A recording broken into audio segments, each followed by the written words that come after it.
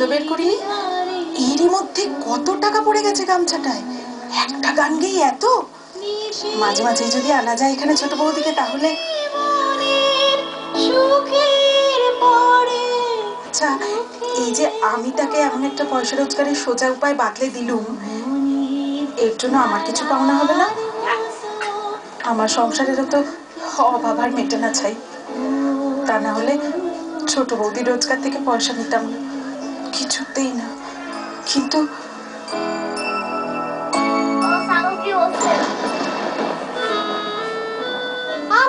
তোমরা কাঁদছো কেন গো? আমি কাঁদছি তো, আমার কত মনে দুঃখ আছে সেই জন্য। তোমরা কি জানো আমার স্বামীর কত কঠিন ব্যামো হয়েছে? ডাক্তার বলেছে যে এখনো তাকে কাটাছেঁড়া করতে হবে। ওষুধপত্রের জন্য অনেক পয়সা লাগবে। আমার স্বামী আর আগের মতো কোনোদিনও বাড়ির কাজকর্ম করতে পারবে না। ওই জন্য এটাই মন্দিরে গান গেয়ে যদি দুটো পয়সা পাই তাই দিয়ে আমি চিকিৎসা করাবো। হ্যাঁ,